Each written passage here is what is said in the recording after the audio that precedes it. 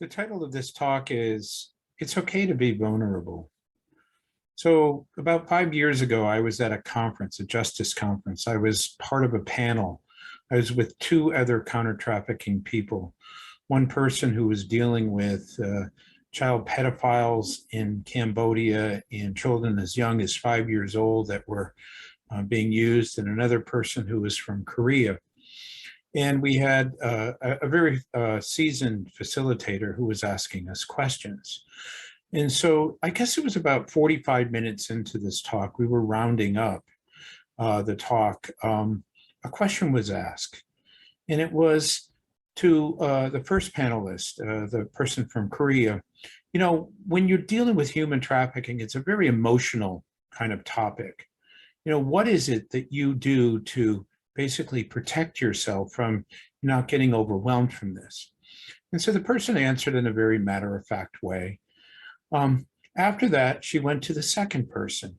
And again, this person was dealing with some very serious cases. And as he started to talk, something unusual happened. He started to cry. Here's a grown man on stage crying. And he's describing his situation and the difficulties he faced and all of that. And I'm thinking to myself, wow, I'm glad that's not me. So when he finished, the facilitator turned to me and asked me the same question. And something very unusual happened. For whatever reason, some type of a door or window in my mind must have opened up, because all of a sudden I felt like I was tearing up. I felt like I was going to kind of start bawling. And I eventually did. All of a sudden, here I am on stage with these other two people just crying.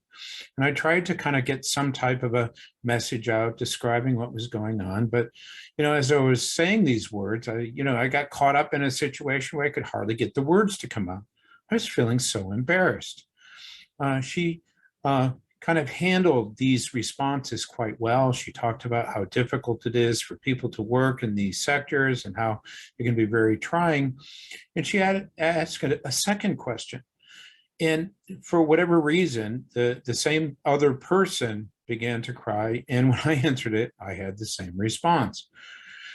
All I wanted to do was just to get out of there. I was just so embarrassed. There was about 200 people in the audience, and here I am bawling my eyes out. I had been part of State Department and the United Nations. We're not supposed to do these types of things. So it finished. And so I got up and I started to leave, and something kind of miraculous happened. I had probably 30 or 40 people walk right up to me and start saying to me, that was like one of the most genuine moments they had seen.